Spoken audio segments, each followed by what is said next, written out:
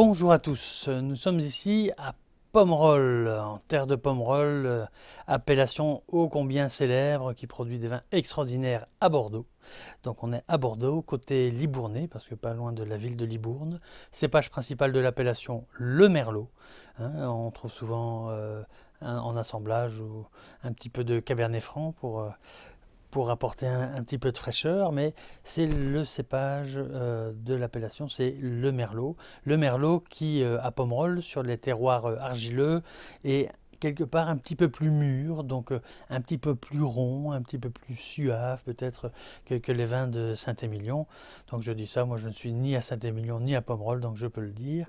Ça va faire mousser un peu les vignerons de Saint-Émilion et de Pomerol, et on va en ajouter un autre. On va dire que le Pomerol est peut-être le vin le plus bourguignon du Bordelais, dans le sens où on peut avoir des vins très délicats, très tendres au niveau des tanins, des acidités.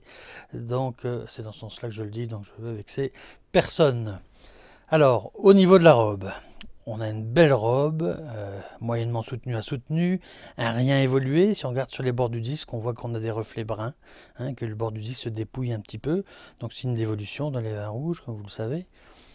Donc une très belle robe qui donne envie d'aller plus loin, donc allons-y. En tout cas moi.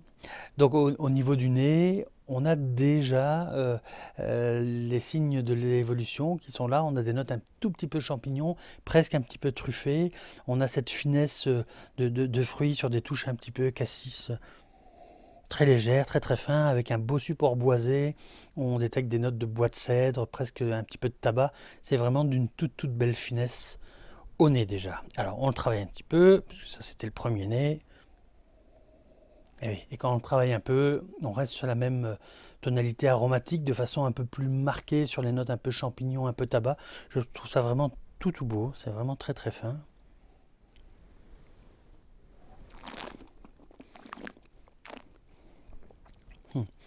Au niveau de la bouche, on a une belle entrée en bouche, on a une belle matière.